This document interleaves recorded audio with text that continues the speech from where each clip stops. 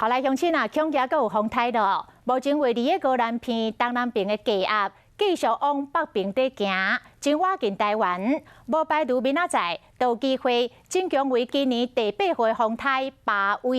位。即卖就要看伊形成风台的时间点，愈早形成，对台湾的影响愈大，可能会来发布到海上的警报。若是后日了后再来形成风台，因为离台湾较远咯，可能就袂来发警报。也毋过会当确定的是，这个拜六礼拜受到伊水汽的影响，包括东半部、北部、南部拢局部的短暂阵雨，中部小可较好一丝啊，也毋过过道嘛较会落雨。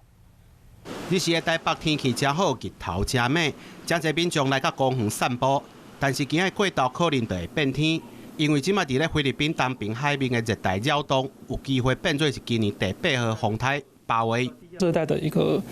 低压开始正在往北移动的过程哦，主要是在沿海跟这个恒春半岛这些地方，可能会开始有些零星的短暂阵雨的现象。预计伫咧拜六就会通过台湾东边的海面，拜六礼拜东半部参南部地区拢有可能会有短暂雨，还是雷公雨。即马所预估的路线可能会对流球起，但是是毋是会变作是风台，也搁爱观察。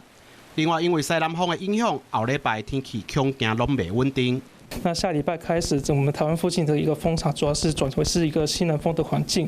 那因此就是在中南部地区，整天都会有一些短暂阵雨或雷雨。未来一礼拜出门要会记得走雨伞，也提醒要特别注意天气的变化。